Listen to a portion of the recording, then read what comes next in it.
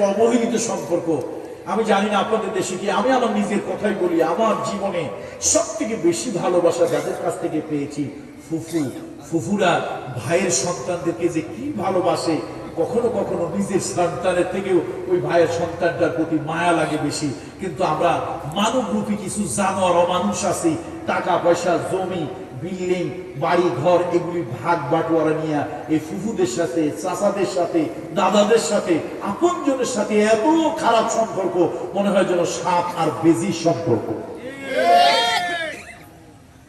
তো বলছিলাম একজনের সাথে আরেকজনের প্রেম আছে, বাবা প্রেম মেয়ের প্রতি। মেয়ে যদি কালো হয়, বাপের চোখে তার মেয়ের মতো সুন্দরী পৃথিবীতে আর দ্বিতীয়টা না। এই বাবারা যারা আছেন বলেন, আমি সত্য বললাম না মিথ্যা বললাম? বাবার কাছে সব থেকে সুন্দরী মনে হয় তার মেয়েটাকে। কি যে একটা মায়া লাগে কুঞ্জের মধ্যে, কি যে একটা টান। তাহলে বাবার প্রেম মেয়ের প্রতি, বাবার প্রেম ছেলের প্রতি, দাদা নানার প্রেম নাতি নাতনির প্রতি, স্বামীর প্রেম স্ত্রীর প্রতি, স্রষ্টার সাথে সৃষ্টির একটা প্রেম হবে। তবে এই প্রেমটা দুনিয়ার প্রেমের মতো নয়। বলুন, এই প্রেমটা কিসের মতো নয়? এই দুনিয়ার প্রেমের মতো নয়। এই প্রেমটা একটু ভিন্ন রকম প্রেম। আম্মা জানা আয়েশা সিদ্দিকা বলেন,